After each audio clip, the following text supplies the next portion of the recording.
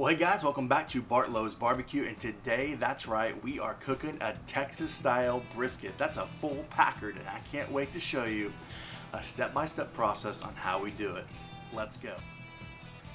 Well, now we're gonna light up the Kamado Joe, and what you're gonna be able to tell is I've left all the charcoal, lump charcoal on the right side, and we're leaving a lot of air holes to get the proper air circulation from the bottom vents up through the chamber here.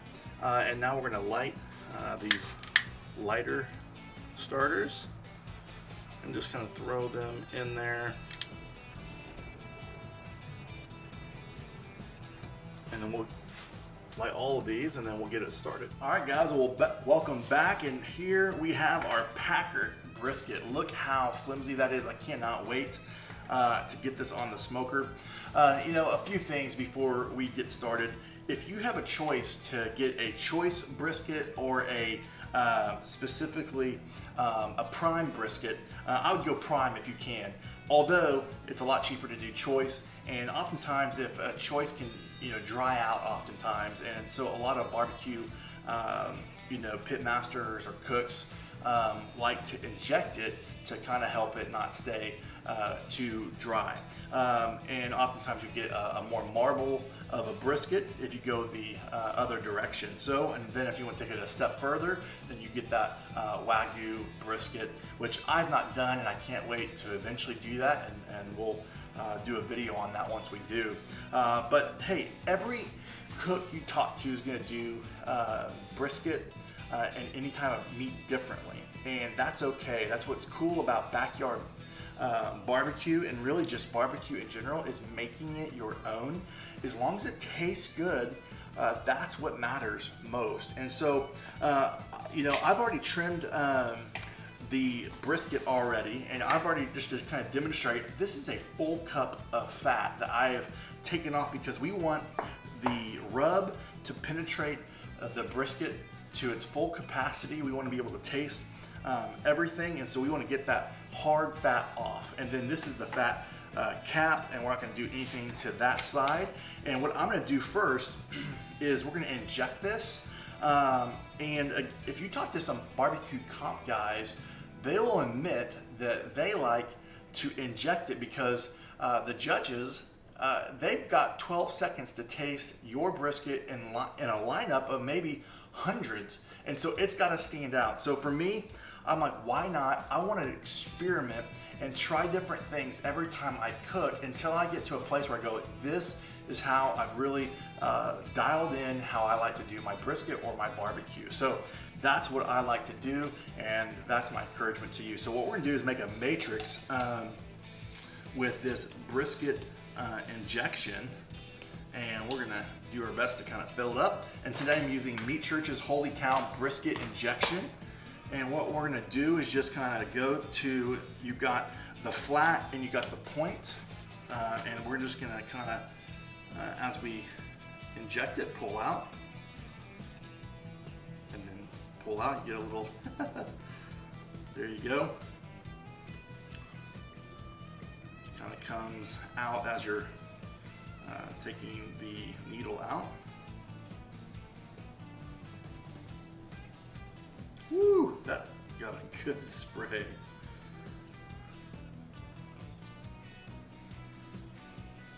And I'm gonna keep on doing this, and I'll finish it off camera here, and then we'll come back and essentially put on the rub that we're gonna choose for today. And I'll kind of talk about that a little bit of what it looks like to do Texas style brisket, and what most pit masters like to do. So I'm going to finish this off, get ready to put the rub on, and we'll show what that looks like. All right guys, now we are going to season this brisket, and the traditional Texas style brisket is going to be salt and pepper, and that's usually 16 mesh pepper, so you want that to be a little bit more coarse. And you also want kosher salt. And if you follow Aaron Franklin, in Texas. He usually does kind of half and half, or like 1/4 and 1/4. and just maybe a little larger container than this, and he kind of sprinkles it evenly. Some like to separate their salt and their pepper, and they put those on differently at different times, and to make sure that pepper is getting to the top evenly. And then also another tradition is what you hear in barbecue world is SPG, which is salt, pepper, and garlic, which is what we're gonna be doing from Kosmosq. And we're just gonna evenly distribute this all across this brisket. Because we want, the kind of rule of thumb of salt, pepper, and garlic, or just salt and pepper, is you want the true beefiness of this brisket to fully come alive. And so we don't need tons of extra ingredients. But again, I like to experiment with my briskets. And so sometimes I do kind of break the Texas style, and I'll do a specific meat rub that I really like, just to see what it tastes like. And I'm going to flip this and continue to season this and put the rub on, and then we're gonna put it on the smoker. And a few tips on the smoker is I like to use this prep time to get the fire up and going to about 225, 250, and it's okay if it creeps up to 275.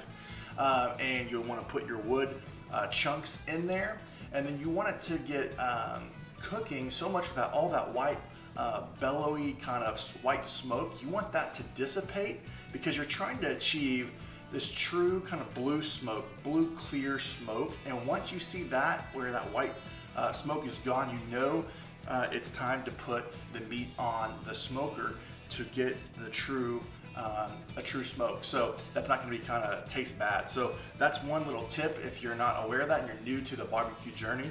That's something I've learned along the way. So we're going to go ahead and get this brisket seasoned on the other side and put it on the smoker. Well, as you guys can see, we have the brisket on here.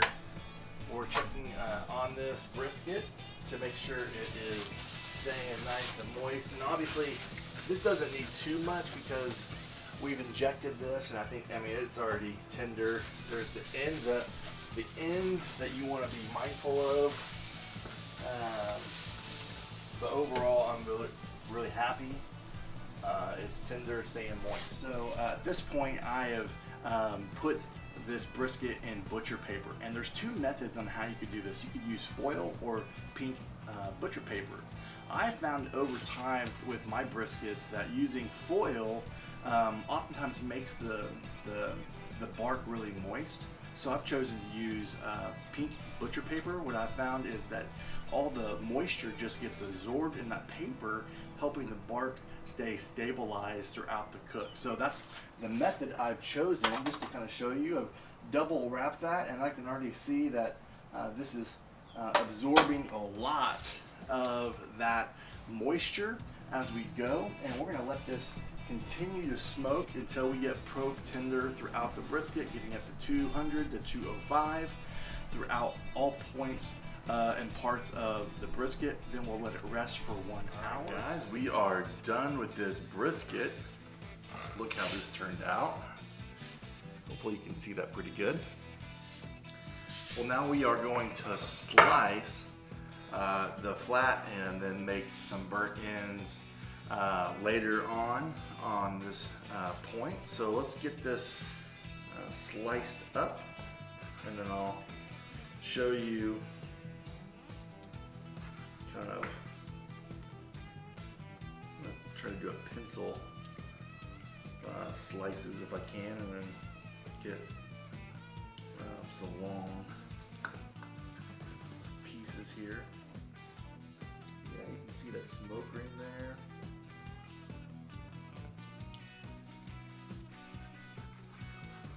Oh yeah, so good.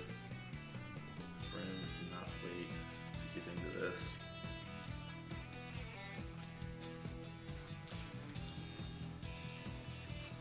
And we let this rest for about an hour, and yeah, man, this is pull apart right here, right there. It's so good. go ahead and take a bite of this. Oh yeah. Oh yeah. This is that Texas style brisket, man. I visited a place in Texas called Rudy's, and we also have a Rudy's here in Oklahoma, and I'm actually like, oh, this kind of tastes like Rudy's. This is good. Well, I'm gonna keep on slicing and bring you in to see what this looks like, and then we'll kind of go from there. If you like this video, would love for you to like it, subscribe, turn on that notification for future videos.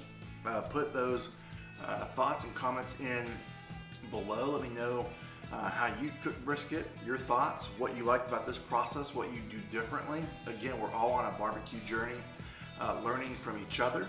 So hopefully, I'd love to hear from you and what you're thinking these days on cooking brisket. But this is Texas style brisket. So till next time, from my backyard to yours, enjoy barbecue.